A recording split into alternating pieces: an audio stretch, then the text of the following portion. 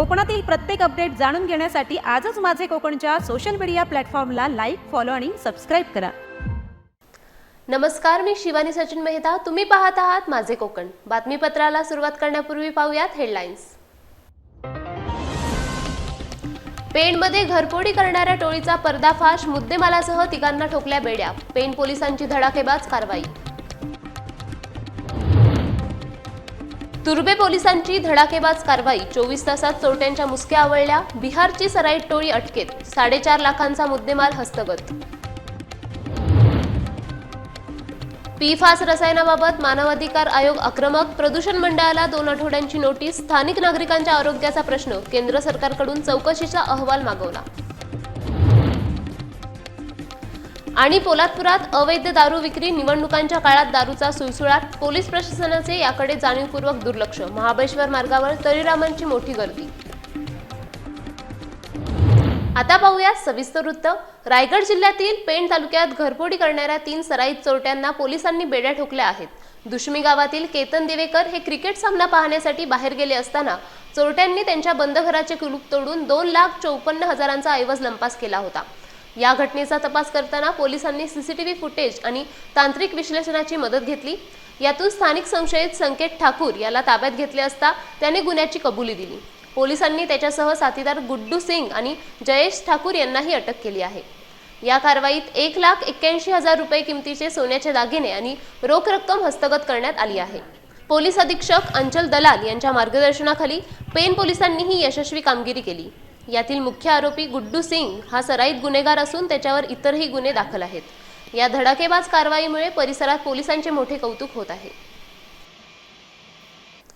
नवी मुंबईतील तुर्भे पोलिसांनी अतिशय धडाकेबाज कारवाई करत 4 सराईत चोरट्यांना बेड्या ठोकल्या आहेत.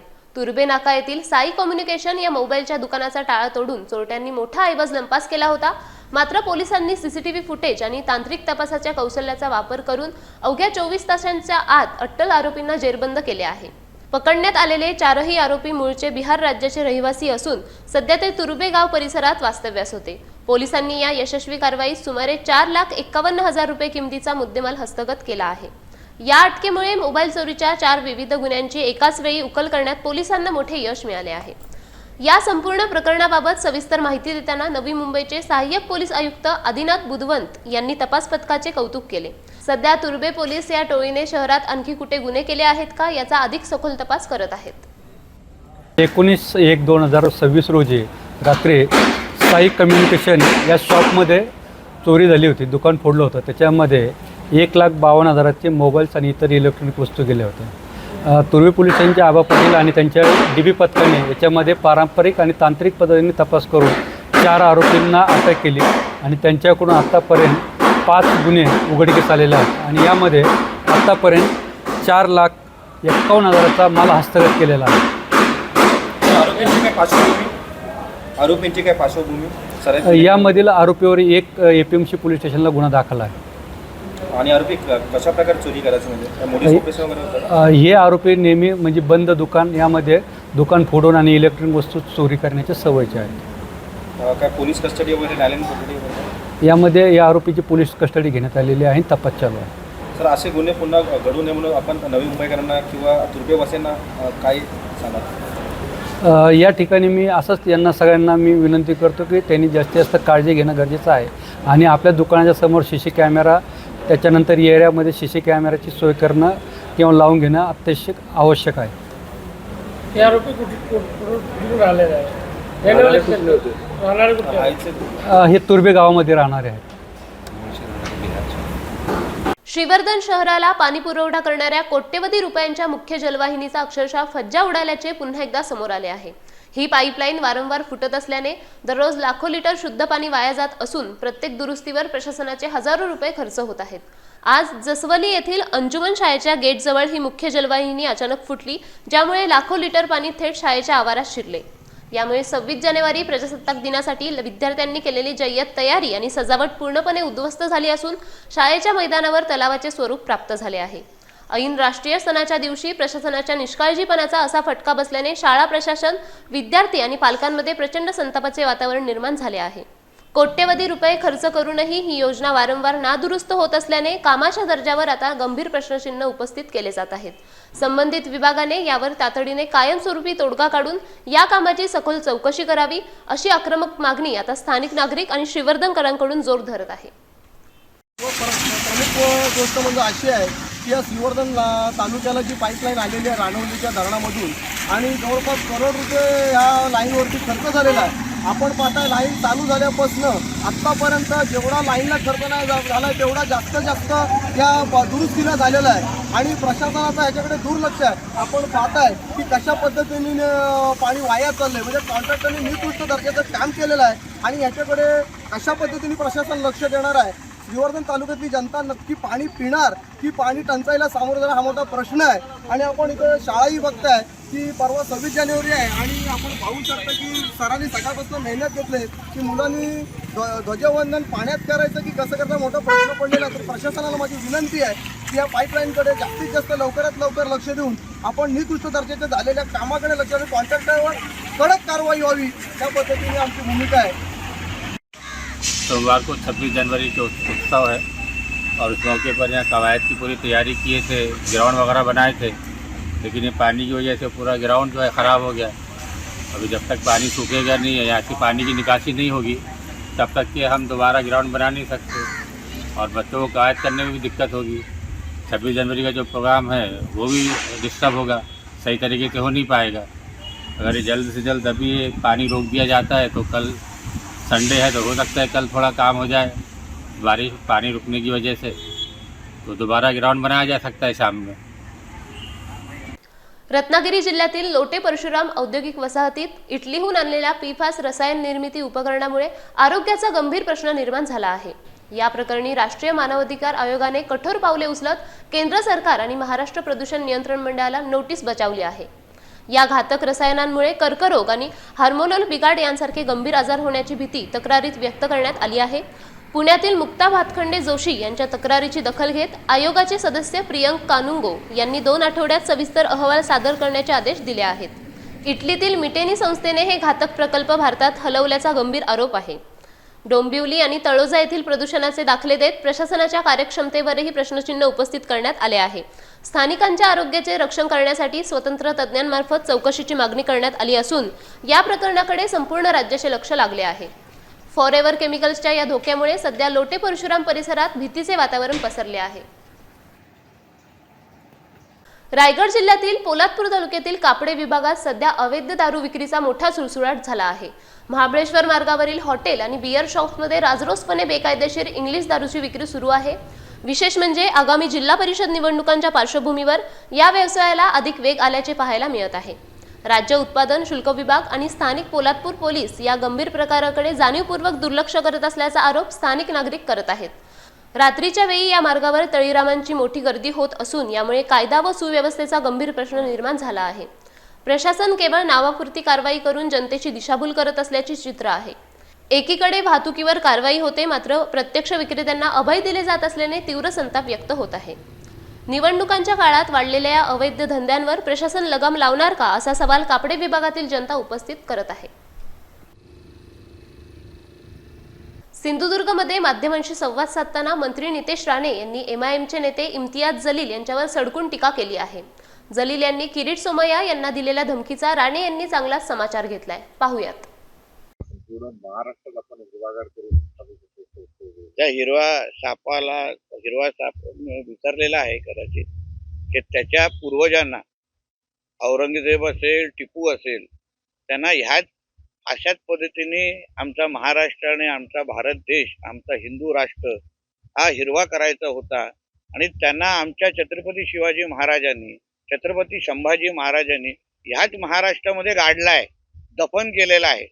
आणि म्हणून इतिहासाची पुनरावृत्ती अगर ह्याला करायची नसेल, महाराष्ट्रामध्ये त्या औरंग्याच्या कबरीच्या बाजूला अजून काही लोकांना दफन करायचं नसेल तर त्यांनी आपला थोबाड योग्य वेळी बंद करावं, नाहीतर महाराष्ट्रातला हिंदू समाज जो छत्रपती शिवाजी महाराजांच्या विचारांवर चालणार आहे, परत एकदा ह्याच अशा जिहादी मानसिकतेच्या हिरव्या सापांना ह्याच महाराष्ट्रामध्ये गाडून दाखवेल। त्यांनी असं म्हटलं की भाजपची सत्ता असली तरी मी ठाण्यात येऊन किरीट सोमय्या यांची टिकीट लावून देणार तुला आव्हान त्यांनी दिलं. असं आहे की ह्याचं उत्तर देण्यासाठी किरीट सोमय्याजी अतिशय सक्षम आहे. किल्ले रायगडावर स्वराज्याचे दुसरे छत्रपती संभाजी महाराज यांचा 345वा राज्याभिषेक सोहळा अत्यंत उत्साहात संपन्न झाला.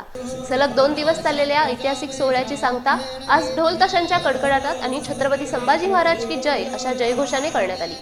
या मंगलमयी सोहळ्यासाठी राज्याचे मंत्री भरत गोगावले यांची प्रमुख उपस्थिती लाभली होती. कार्यक्रमाच्या मुख्य विधीवेळी ब्रह्मवृंदांच्या मंत्रघोषात संभाजी महाराजांच्या प्रतिमेला पंचामृत, सप्तसिंधूंचे पवित्र जल, सुवर्णपुष्प आणि चलनी नाण्यांची मंगलमय अभिषेक करण्यात आला. या धार्मिक विधीनंतर प्रतिमेचे विधिवत मंचकारोहण पार पडले. संपूर्ण परिसर भगव्या झेंड्यांनी आणि उत्साहाने न्हाऊन निघाला होता. या सोहळ्याचे मुख्य आकर्षण ठरलेल्या भव्य पालखी मिरवणुकीने कार्यक्रमाची सांगता झाली. यावेळी रायगडचा संपूर्ण आसमंत शिवप्रेमींच्या घोषणांनी अक्षरशः दुमदुमून गेला होता. महाराष्ट्रभरातून आलेल्या हजारो शिवप्रेमींनी आणि पर्यटकांनी गडावर गर्दी करत मोठा जल्लोष साजरा केला. शिवकाळ पुन्हा एकदा जिवंत झाल्याचा अनुभव यावेळी सर्वांनी घेतला.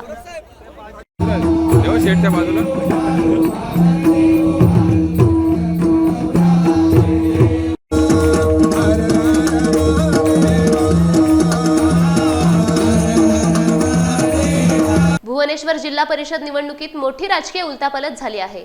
सामाजिक कार्यकर्ते आणि पत्रकार दीप वायडेकर यांनी उमेदवारी अर्ज दाखल केल्याने प्रस्थापितांचे धाबे दणाणले आहेत. एकेकाळी आदिती तटकरे यांचा बालेकिल्ला असलेल्या या मतदारसंघात राष्ट्रवादीचे मधुकर पाटील आणि शिवसेनेचे संदेश मोरे यांच्यासमोर आता मोठे संकट उभे राहिले आहे. भुवनेश्वर गावचे सुपुत्र असलेले वायडेकर थेट रिंगणात उतरल्याने राष्ट्रवादीच्या स्थानिक नेतृत्वाची धाकधूक वाढली आहे. अर्ज भरताना वायडेकर यांनी प्रस्थापितांच्या मानसिकतेवर जोरदार प्रहार केला. केवळ सत्ता आणि पैशासाठी नव्हे तर पाणी टंचाई आणि तरुणांच्या रोजगाराचे प्रश्न सोडवण्यासाठी ही निवडणूक लढवत असल्याचे त्यांनी स्पष्ट केले. पत्रकारितेच्या माध्यमातून सामाजिक प्रश्नांची जाण असलेल्या वायडेकरांचा दांडगा जनसंपर्क ही त्यांची सर्वात मोठी जमेची बाजू ठरत आहे. रखडलेला गावचा विकास आणि स्वतंत्र ग्रामपंचायतीची मागणी या मुद्द्यांमुळे ही निवडणूक आता अत्यंत चुरशीची झाली असून संपूर्ण रायगड जिल्ह्याचे लक्ष या ऐतिहासिक लढतीकडे लागले आहे. आज रायगड जिल्हा परिषदेच्या सदस्यपदासाठी म्हणजेच भुवनेश्वर 41 गटातून मी आज अपक्ष उमेदवारी अर्ज भरलेला आहे. खरं तर हा अर्ज भरण्याचं कारण मूळ असं आहे की आता जी म्हण पडलेली की सर्वसामान्य घरातील व्यक्ती किंवा माणूस निवडणूक लढू शकत नाही आणि ही म्हण पूर्णपणे खोडण्यासाठी त्याला पूर्ण विराम देण्यासाठी आम्ही अर्ज भरलेला आहे. असं पाहायला गेलं तर वालीपासून ते रेवोली मेढ्यापर्यंत हा पूर्ण जिल्हा परिषद मतदारसंघ आहे. ह्याच्यामध्ये अनेक समस्या आहेत आणि जे नाव आहे याला भुवनेश्वर जिल्हा परिषद गट. या भुवनेश्वरमधलीच पहिली समस्या बघितली तर संपूर्ण रायगड जिल्ह्यामध्ये गावोगावी स्मशानभूमी आहे, दफनभूमी आहे. या भुवनेश्वरमध्ये लिंगायत समाज मोठ्या प्रमाणात आहे, हिंदू समाज मोठ्या प्रमाणात आहे. आपण पाहिलं तर आजपर्यंत भारत स्वातंत्र्य होऊन आज 75 वर्ष आपण साजरे केले, परंतु या भुवनेश्वर स्मशानभूमीला आत्तापर्यंत अद्यापही स्मशानभूमी किंवा लिंगायत समाजाची कुठेही दफनभूमी सुरळीत झाली नाही. इथलेच खासदार, इथलेच आमदार असतानासुद्धा आजपर्यंत ह्या गंभीर समस्येकडे कायम दुर्लक्ष करण्यात आलं. त्यामुळे एक लोकांचा आवाज म्हणून मी हा अपक्ष उमेदवारी अर्ज फॉर्म भरलेला आहे आणि मला विश्वास आहे की ह्या भुवनेश्वर जिल्हा परिषद मतदारसंघात संपूर्ण शासकीय, प्रशासकीय आणि सर्वात जास्त शिक्षक असलेला हा मतदारसंघ आहे आणि या मतदारसंघातून मला बहुमतांनी निवडून देतील आणि माझा विजय करतील हा माझा पूर्ण ठाम विश्वास आहे. रायगड जिल्ह्यातील रोहा तालुक्यातील न्हावे सोनखार परिसरात राष्ट्रवादी काँग्रेसच्या अजित पवार गटाच्या वतीने आगामी जिल्हा परिषद आणि पंचायत समिती निवडणुकांचे रणशिंग फुंकले गेले. घोसाळे जिल्हा परिषद मतदारसंघातील उमेदवार रोहिणी सकपाळ आणि न्हावे पंचायत समिती गणाच्या उमेदवार शिवानी म्हात्रे यांच्या प्रचाराचा नारळ श्रीराम मंदिरात फोडण्यात आला. यावेळी राष्ट्रवादीचे ज्येष्ठ नेते नंदकुमार म्हात्रे आणि माजी उपसभापती रामचंद्र सकपाळ यांच्या नेतृत्वाखाली भव्य शक्ती प्रदर्शन रॅली काढण्यात आली. रॅली दरम्यान संपूर्ण परिसर राष्ट्रवादीमय झाल्याचे चित्र पाहायला मिळाले. नेत्यांनी आणि उमेदवारांनी घराघरात जाऊन मतदारांशी प्रत्यक्ष संवाद साधला आणि विकासाची भूमिका ठामपणे मांडली. गेल्या काही वर्षात केलेली मोठी विकास कामे आणि राबवलेल्या विविध लोककल्याणकारी योजनांच्या जोरावर यावेळेस आमचा विजय निश्चित असल्याचा ठाम विश्वास नेत्यांनी यावेळी व्यक्त केला. या प्रचार दौऱ्यात स्थानिक सरपंच, सदस्य, पदाधिकारी आणि ग्रामस्थ अत्यंत मोठ्या संख्येने सहभागी झाले होते. या दमदार दौऱ्यामुळे राष्ट्रवादीच्या विजयाचा पाया आता अधिक मजबूत झाल्याची चर्चा कार्यकर्त्यांमध्ये पाहायला मिळत आहे. राष्ट्रवादी पक्षाने महिलांना 50% आरक्षण देऊन जी काही यांना संधी मिळाली आहे, पंचायत समितीच्या आपल्या नवनिर्वाचित उमेदवार शिवानी परेश म्हात्रे तसेच जिल्हा परिषदचे उमेदवार रोहिणीताई सकपाळ ह्या राष्ट्रवादी पक्षाच्याच आहेत, तर आम्ही त्यांना 100% आमचा बहुमत देऊन आज प्रचाराचा नारळ फोडून त्यांच्याबरोबर आम्ही ह्या 3 गावात प्रचाराची सुरुवात केलेली आहे आणि आम्ही त्यांना अगदी म्हणजे पुरेपूर त्यांच्या पाठीशी खंबीरपणे उभं राहून राष्ट्रवादी पक्षाचाच विजय करून देऊ असं आम्ही आज यांच्या समोर त्या ग्वाही देतोय. आज आम्ही घोसाळे गटाचे प्रचार आज न्हावे नौकार श्रीरामाचं दर्शन घेऊन आम्ही नारळ फोडला. आज आम्ही नारळ फोडत असताना आम्ही प्रत्येक गावात प्रत्येक भागात आम्ही फिरतोय आणि चांगला प्रतिसाद आम्हाला मिळतोय. तटकरे साहेबांच्या आणि आदिताई तटकरे असतील आणि काही तटकरे असतील यांच्या माध्यमातून या जवळजवळ 30-40 वर्षामध्ये चांगला प्रत्येक गावागावी विकास झालेला आहे आणि विकासाच्या मुद्द्यावरच आम्ही आज लोकांसमोर जातोय आणि घड्याला मत द्या म्हणून आम्ही सांगतोय. तटकरेंचा आशीर्वाद म्हणजे विजयाचे नाव अशी एवढं पाडलं काम नक्कीच, कारण तटकरे साहेबांनी 40 वर्ष आज राजकारण केलं आहे, पण कोणत्याही प्रकारचा जातीभेद न करता सर्व समालोचक राजकारण केलं आहे. त्यामुळे सर्व तटकरे साहेबांवर पूर्ण विश्वास आहे. तर विकास कोण करू शकतो तर तटकरे साहेबच करू शकतात. म्हणून आम्ही याचा मुद्दा घेऊन विकासाचा मुद्दा घेऊन आम्ही जनतेसमोर जात आहोत. पहिली कामं आपली कोणती करणार? आम्ही निवडून आल्यानंतर पहिलं आमचं प्राधान्य असेल पाणी, रस्ता, वीज आणि बाकी काय असतील ती अशी बहुसंख्य कामं आम्हाला करता येतील. खाण्याची कामं असतील, मंदिरं असतील, अशा अनेक प्रकारची कामं जे असतील ते लोक आम्ही तटकरे साहेबांकडे आम्ही जाऊन त्यांच्या लोकांच्या म्हणण्यानुसार आम्ही ते कामं करून घेऊ. विरोधकांना आवाहन करणार? विरोधकांना आम्ही आवाहन नाही करणार. त्यांना काय आम्ही आवाहन करणार? तर कामं विकास केला हा साहेबांनीच केला आहे. साहेबांच्या माध्यमातून असेल नाही तर महिला मालकांना आदिताई तटकरे असतील त्यांनी जी महिलासाठी जी 1500 रुपये देऊन जी योजना आणली, आज महिला एवढ्या खुश आहेत तर त्यांना आज महिन्याला त्यांना 1500 रुपये त्यांच्या जेव्हा खात्यामध्ये पडतात तेव्हा इतका त्यांना आनंद होतोय की आम्हाला आज एवढ्या वर्षात एवढ्या म्हणजे किती वर्ष झाले असेल पण ही जी योजना आज कोणी आणली नाही ती आमच्या महिला कल्याण मंत्री आदिताई तटकरे यांच्या माध्यमातून आज महिलापर्यंत पोहोचली. रत्नागिरी जिल्ह्यात निवडणुकीच्या रणधुमाळीत उपमुख्यमंत्री एकनाथ शिंदे यांच्या शिवसेनेत पहिली मोठी बंडखोरी उफाळून आली आहे. कोकरे जिल्हा परिषद गटातून उमेदवारी नाकारल्याने नाराज झालेले किशोर घाग यांनी अखेर आपला अपक्ष उमेदवारी अर्ज दाखल केला आहे. यामुळे जिल्ह्यातील स्थानिक राजकारणात मोठी खळबळ उडाली असून शिवसेनेसमोर मोठे पेचप्रसंग निर्माण झाले आहेत. किशोर घाग यांनी मंत्री उदय सामंत आणि माजी आमदार सदानंद चव्हाण यांच्यावर अत्यंत गंभीर आरोप केले आहेत. 2 महिन्यांपूर्वी उमेदवारीचा शब्द देऊनच आपल्याला पक्षात प्रवेश देण्यात आला होता, मात्र ऐनवेळी नेत्यांनी आपला शब्द फिरवला असा दावा घाग यांनी माध्यमांशी बोलताना केला. सर्वसाधारण प्रवर्गासाठी आरक्षण असतानाही दुसऱ्या उमेदवाराला संधी दिल्याने कार्यकर्त्यांमध्ये मोठी नाराजी पसरली आहे. मी 2 महिन्यापूर्वी माननीय आपले पालकमंत्री उदयजी आणि उद्योगमंत्री उदयजी सामंत यांच्या नेतृत्वावर विश्वास ठेवून मी शिवसेना पक्षामध्ये प्रवेश केला. त्यावेळेला उदय सामंत यांची चर्चा करत असताना विकास कामांबरोबर जशी चर्चा केली त्याचबरोबर आम्ही माझ्या उमेदवारीबद्दलही चर्चा केली. त्यावेळेला त्यांना सांगितलं की हा गट सर्वसाधारण पक्षाच्यासाठी खुला आहे, कोकरे जिल्हा परिषद गट, आणि तिथून सिद्धार्थ कदम आणि मी दोघंजण इच्छुक आहोत.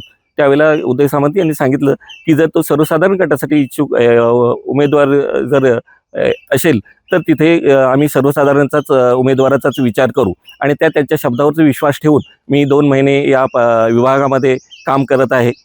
परंतु निवडणूक च्या फॉर्म भरण्याच्या 2 दिवस पूर्वी आपल्या शिवसेना पक्षाचे उपनेते माननीय सदानंदजी चव्हाण यांनी मला त्यांच्या ऑफिसमध्ये बोलवलं आणि सांगितलं की तू उमेदवारीसाठी इच्छुक होतास, परंतु मी सिद्धार्थ कदम यांना उमेदवारी देत आहे, कारण मी त्यांना अगोदरच या पद्धतीचा शब्द दिलाय. त्यावेळेला मी त्यांना सांगितलं की साहेब, ओपनची जागा आहे आणि ओपनच्या जागेवरती जर आपल्याला विजय खेचून आणायचा असेल तर मला जर तुम्ही शीट दिली, जागा दिलीत, तर मी निश्चित पक्षासाठी विजय खेचून आणेन. त्यावेळेला ते बोलले नाही, मी शब्द दिलाय, आता ते काय त्यामध्ये काही बदल होणार नाही. त्यानंतर मी त्यांना बोललो की नाही साहेब, गेले 2 महिने या विभागातील समाजाचे, कुणबी समाजाचे सर्व कार्यकर्ते विभागवार बैठका घेत आहेत. त्यांनी हा सगळा विभाग पिंजून काढला आहे आणि हे सगळे लोक आपल्याला मला जर उमेदवारी दिलीत तर आपल्या पक्षाला पाठिंबा देतील आणि आपण नक्कीच या कोकरे गटातून विजय खेचून आणू. परंतु ते बोले असं काय होत नाही, समाज कोणाच्या पाठीशी नसतो. त्यांनी मला मामा जोशींचं उदाहरण दिलं. त्यावेळेला मी त्यांना बोललो की नाही मामा, तोच जरी विचार केला तरी धनावडे बाईंसारखी एक सर्वसामान्य स्त्री आपण या जिल्हा परिषद गटातून समाजाच्या पाठिंब्यावर आपण निवडून आणलेली आहे आणि आत्ताची त्यावेळीची परिस्थिती आणि आत्ताची परिस्थिती त्याच पद्धतीची आहे. त्यामुळे समाज जर आपल्याबरोबर असेल तर आपण या परिस्थितीमध्येही चांगला विजय या मतदारसंघामध्ये घेऊ शकतो. त्यावेळेला बोलले की समाजाचं वगैरे काय मला तू सांगू नको, समाज कधी असा कोणाच्या पाठीशी उभा राहत नाही आणि समाजात काही होणार नाही. मी घेतलेला निर्णय हा अंतिम आहे.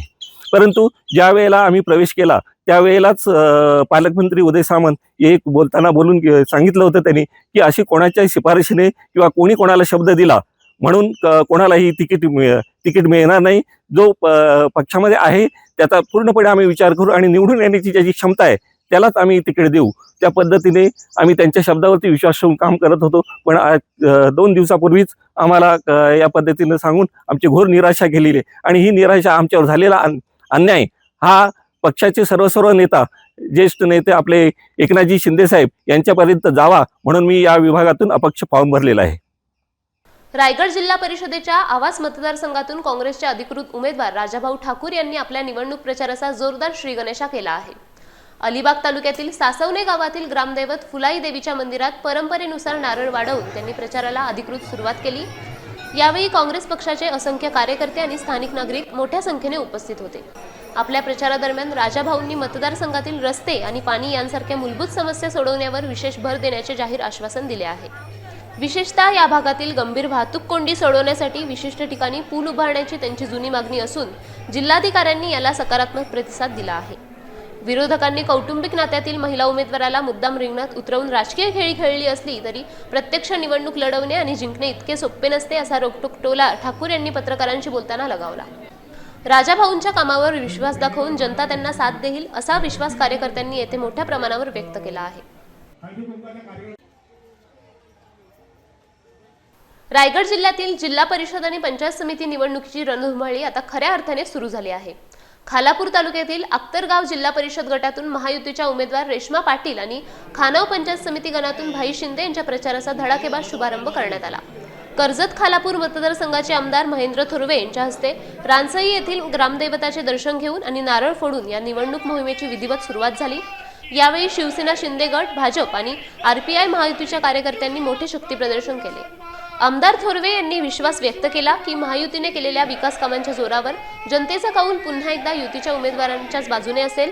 मतदारसंघात ठिकठिकाणी उमेदवारांना उत्स्फूर्त प्रतिसाद मिळत असून प्रचाराने आता वेग घेतला आहे.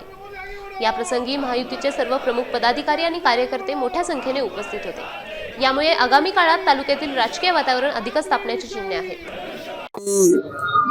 होऊ घातलेल्या जिल्हा परिषद पंचायत समित्यांच्या निवडणुकांना आपण सामोरे जात आहोत. आज या ठिकाणी अतकरगाव जिल्हा परिषद आणि दोन्ही पंचायत समिती गण सासगाव आणि अतकरगाव, खानाव आणि अतकरगाव या दोन्ही गणातील माझे जिल्हा परिषदच्या उमेदवार सौ रेश्मा राजेश पाटील आणि खानाव गणातील पंचायत समिती गणातील उमेदवार भाई रघुनाथ शिंदे आणि पलीकडे येरंबुवांच्या सुनबाई रोहिणी गणेश पाटील येरम असे तिन्ही उमेदवार या जिल्हा परिषद आणि पंचायत समिती गणातून निवडणुकीला सामोरे जात आहेत. आज या ठिकाणी प्रचाराचा शुभारंभ या ठिकाणी देवी गौडाई आणि जोलाई माता आणि वरदाई माता यांच्या चरणी आम्ही या ठिकाणी नतमस्तक झालेलो आहेत. आपल्या सगळ्यांना कल्पना आहे की खालापूर तालुक्याचा इतिहास आहे की ज्या वेळेस शिवसेना निवडणुकीला सामोरं जात असते त्या वेळेस मी स्वतः विधानसभेच्या निवडणुकीला सामोरे गेलो आणि याच मंदिरामध्ये आम्ही या ठिकाणी या देवीचं दर्शन या ठिकाणी घेतलं, देवीचा आशीर्वाद घेतला. या देवीच्या चरणी कौल मागितला आणि देवीने तो कौल मंजूर केला आणि पुन्हा एकदा या मतदारसंघाचा आमदार म्हणून 2 वेळा निवडून दिलं. आणि आज पुन्हा एकदा माझे सहकारी या ठिकाणी जिल्हा परिषद पंचायत समित्यांच्या निवडणुकीला सामोरं जात असताना आज या ठिकाणी प्रचाराचा शुभारंभ या मंदिरामध्ये या ठिकाणी होत असताना या मातेच्या चरणी आम्ही सारेजण नतमस्तक होऊन आज या ठिकाणी प्रचाराचा शुभारंभ झालेला आहे. आजच या ठिकाणी सांगतो की 5 तारखेला जे मतदान या जिल्हा परिषद आतकरगाव गणातून होणार आहे, 7 तारखेला जो निकाल लागणार आहे त्याच्यामध्ये रेश्मा राजेश पाटील आणि दोन्ही गणातील बाई शिंदे आणि रोहिणी यरम हे तिन्ही उमेदवार आपले भरघोस मतांनी निवडून येतील. यात कोणत्याही प्रकारची शंका आमच्या मनामध्ये या ठिकाणी नाहीये. भाऊंनी मगाशी सविस्तरपणे सांगितलेलं आहे की जे उमेदवार या रिंगणामध्ये उभे आहेत, सौ रेश्मा राजेश पाटील यांचे नरेश पाटील यांचे ते छोटे बंधू आहेत, सासरे सुनबाई आहेत आणि त्यांचं नरेश पाटलांचं योगदान जर आपण साऱ्यांनी पाहिलं तर आपल्या सगळ्यांना कल्पना आहे की तळागाळातील असणारा हे कार्यकर्ते आहेत आणि तळागाळातील लोकांपर्यंत नाल जोडलेलं नेतृत्व नरेश पाटलांच्या रूपाने आपल्याला या ठिकाणी या खालापूर तालुक्याला लाभलेलं आहे. आणि त्यांचे पुतणे या ठिकाणी सुनबाई या निवडणुकीला सामोरं जात असताना नरेश पाटलांचं फार मोठं योगदान या आतकरगाव जिल्हा परिषद वॉर्डमध्ये आहे आणि हे आपल्या सगळ्यांना या ठिकाणी दिसून येत आहे. आणि आज आमचं खऱ्या अर्थाने शिवसैनिकांचं सगळ्यांचं भाग्य आहे की नरेश पाटलांच्या सुनबाई या धनुष्यबाण निशाणीवर या ठिकाणी लढत आहेत आणि मोठ्या फरकाने त्या ठिकाणी त्या निवडून येतील. बाई शिंदेचं राजकीय वारसा आपल्याला माहिती आहे, कडवट शिवसैनिक म्हणून बाईंकडे आम्ही पाहतो, एक ज्येष्ठ शिवसैनिक म्हणून त्यांचं सुद्धा फार मोठं योगदान. जिल्हा परिषदचे उपाध्यक्ष पासून सरपंच पासून सगळ्याच त्यांनी पद या ठिकाणी शिवसेनेच्या माध्यमातून भूषवलेली आहेत. परंतु शिवसेना ज्या वेळेस रिंगणात उतरते त्या वेळेस शिवसेनेला गरज असेल त्या वेळेस असं नेतृत्व पुढे येत असतं आणि ते भाईंच्या रूपाने पुढे आलं आणि या पंचायत समितीसाठी पुन्हा एकदा भाईंच्या रूपाने या निवडणुकीला सामोरं जात आहेत. यांच्या माध्यमातून सुद्धा आपल्याला चांगलं योगदान खालापूर तालुक्यामध्ये या ठिकाणी लाभणार आहे. यरंबुवांचा राजकीय अतिशय चांगल्या पद्धतीचे दांडगा अनुभव या ठिकाणी आपल्याला कामी येणार आहे आणि म्हणून या आतकरगाव जिल्हा परिषद गणातून पंचायत समिती दोन्ही गणातून हे तिन्ही उमेदवार मोठ्या फरकाने या ठिकाणी निवडून येतील हा पूर्णपणे आत्मविश्वास आम्हाला आहे. रायगडमधील खालापूर तालुक्यात स्थानिक स्वराज्य संस्थांच्या निवडणुकीचे वारे जोरात वाहू लागले असून राष्ट्रवादी काँग्रेस पक्षाचे प्रदेशाध्यक्ष सुनील तटकरे यांनी प्रत्यक्ष प्रचारात उडी घेतली आहे. आतकरगाव जिल्हा परिषद गटातील उमेदवार श्रद्धा साखरे आणि पंचायत समिती उमेदवार देवयानी देशमुख यांच्या प्रचारात तटकरे यांनी भव्य रॅलीचे आयोजन केले होते. मतदानासाठी अवघे काही दिवस शिल्लक असताना राजकीय वातावरण चांगलेच तापले आहे. विशेष म्हणजे राष्ट्रवादी काँग्रेस आणि शिवसेना उद्धव बाळासाहेब ठाकरे पक्षाने परिवर्तन विकास आघाडीच्या माध्यमातून एकत्र निवडणूक लढवण्याचा मोठा निर्णय घेतला आहे. या आघाडीच्या उमेदवारांना बळ देण्यासाठी तटकरे स्वतः मैदानात उतरले आहेत. आतकरगाव परिसरातील मतदारांशी थेट संवाद साधत त्यांनी विकासाचे व्हिजन जनतेसमोर मांडले आहे. यावेळी कार्यकर्त्यांचा उत्साह अक्षरशः शिगेला पोहोचला होता. मतदारांचा मिळणारा वाढता प्रतिसाद पाहता या निवडणुकीत मोठे परिवर्तन होणार असल्याचे स्पष्ट चित्र दिसत आहे. तटकरेंच्या सक्रिय सहभागामुळे कार्यकर्त्यांमध्ये नवचैतन्य निर्माण झाले असून प्रचाराची धुरा आता अधिक वेगवान झाली आहे. साहेब, आज खालापूर तालुक्यात तुम्ही जिल्हा परिषदच्या निवडणुकीच्या पार्श्वभूमीवर दौरा सुरू आहे. विशेषतः हे गाव आपल्याच पक्षाच्या मागच्या वेळी नरेश पाटील हे सदस्य होते जिल्हा परिषद आणि तुम्ही तांबाटीपासून आज भरपूर सांगतो सगळीकडे दौरे सुरू आहेत. अशा प्रकारचा हा सगळा आपले दौरे आहेत आणि आगामी काळात सभा वगैरे काय? मी दुपारपासूनच वासंबे वाडगाव त्याच्यानंतर मग अशी तांबाटी आणि नंतर सासगाव मार्गे इथे आलो. प्रचंड असं उत्साहाचं वातावरण राष्ट्रवादी काँग्रेस पक्ष आणि उद्धव बाळासाहेब ठाकरे या दोन्ही पक्षांनी जी आघाडी केलेली आहे ते खालापूर तालुक्यामध्ये पाहायला मिळत आहे. मला विश्वास आहे की मागच्या वेळेसारखंच खालापूर तालुक्यामध्ये आघाडीला अभूतपूर्व यश 100% त्या ठिकाणी मिळेल.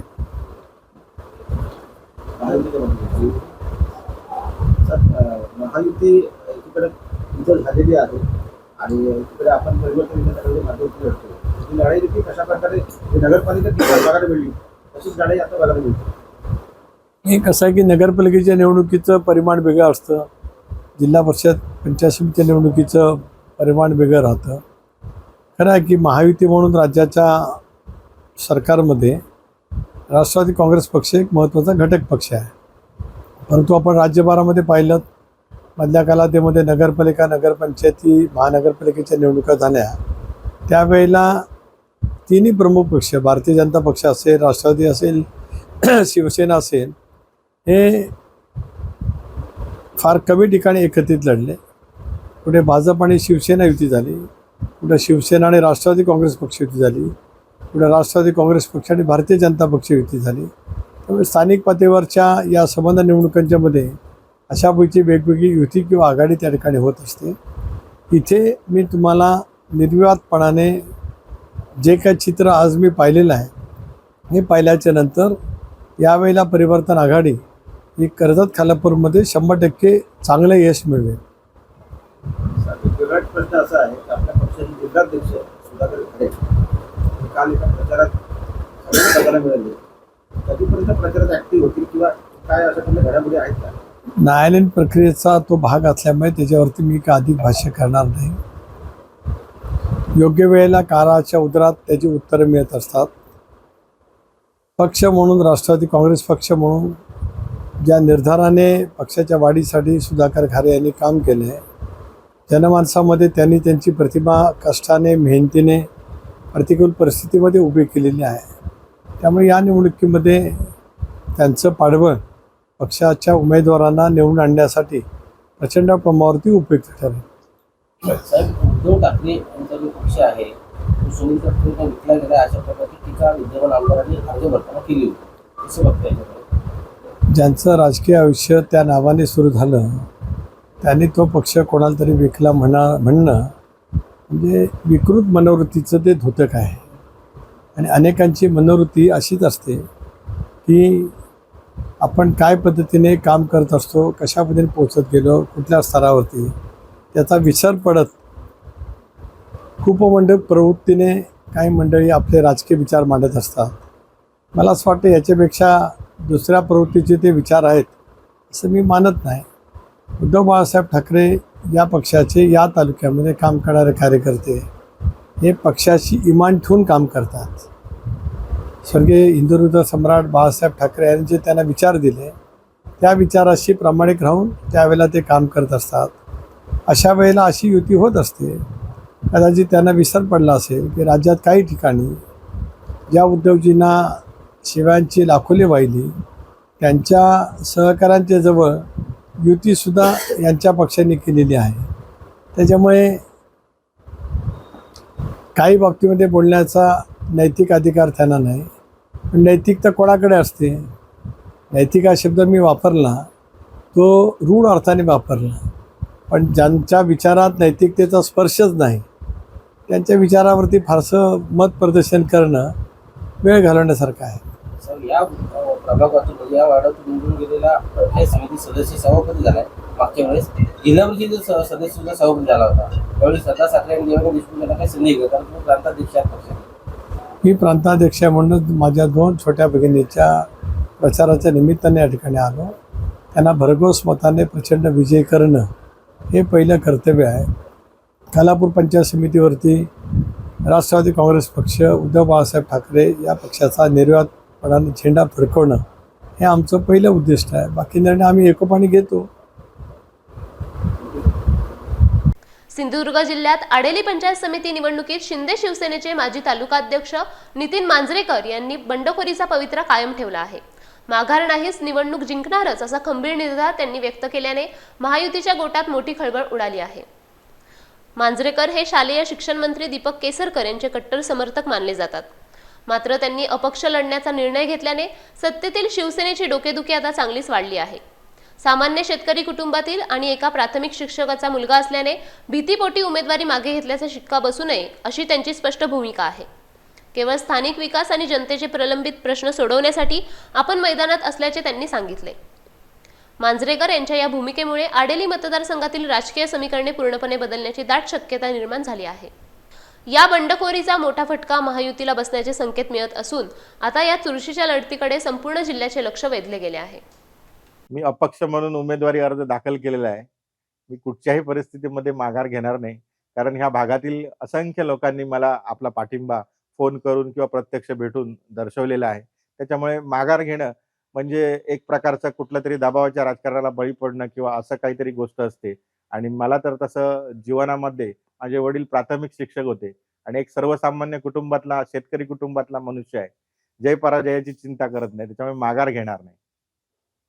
मी आडेली पंचायत समिती 69 ह्या मतदारसंघामधून पंचायत समितीसाठी इलेक्शन लढतोय आणि माझी भूमिका ही सर्वसामान्य लोकांची सेवा करणे, फक्त सेवा आणि सेवा, याच्यासाठी मी माझं जीवन पूर्ण लोकांसाठी अर्पण केलेलं आहे. शिंदे सेनेकडे उमेदवारी मागली नव्हती. मी जर मागली असती तर मला शिंदे सेनेने जरूर दिली असती. मधल्या काळामध्ये मी राजीनामा दिल्यामुळे पक्षातील बऱ्याचशा मीटिंग्सला किंवा इतर ठिकाणी उपस्थित राहू शकलो नाही. त्याच्यामुळे शिंदे सेनेने मला उमेदवारी देण्याचा प्रश्न उद्भवत नाही. परंतु त्याच्यानंतर काही लोकांनी मला येऊन सांगितलं की आपण या भागाची सेवा करता, बरीच वर्ष सेवा करता, त्याच्यामुळे उमेदवार म्हणून आपण इलेक्शन लढवावी आणि त्या लोकांच्या मागणी खातर मी ही उमेदवारी आज भरलेली आहे. आडेली पंचायत समितीमध्ये आतापर्यंत 9 उमेदवार इलेक्शनला उभे आहेत आणि त्याच्यातील 27 तारीखला किती लोक मागे जातील हे आपल्याला समजेल.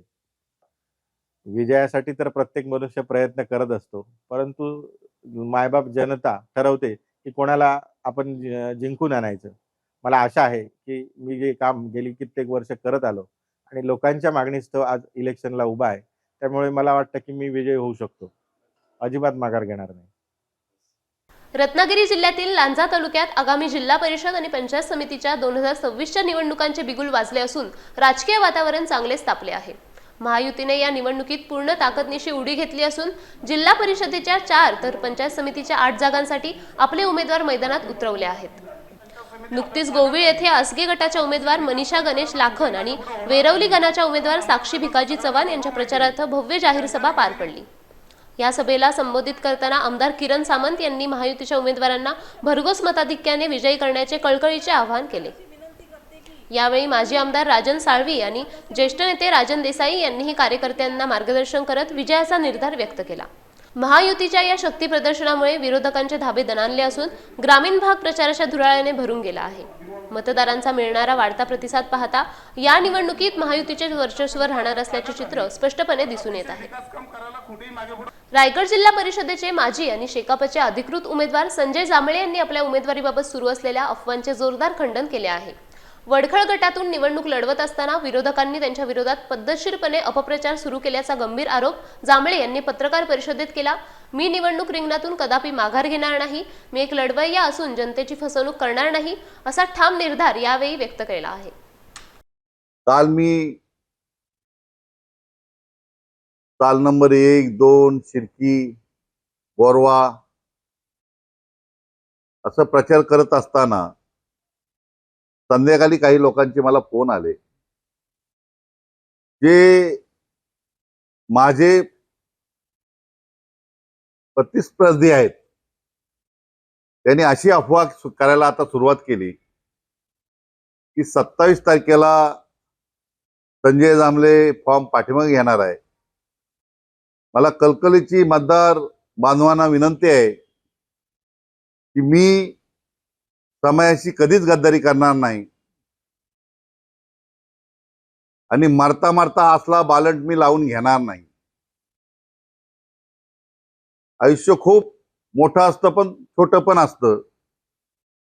त्याच्यामुळं विरोधकांची पायाखालची हवा गेलेली आहे आणि आता नको ते अपप्रचार करायला सुरुवात केलेली आहे. त्याच्यामुळं या अपप्रचारावर विश्वास ठेवू नये. मी 27 तारखेला प्रचाराचा ट्रिपल सकाळी 10 वाजता क्षेत्रेश्वर मंदिर वडखल या ठिकाणी वाहणार आहे. तरी सर्व मतदार बंधूंना कलकलीची विनंती आहे की सर्वांनी वडखल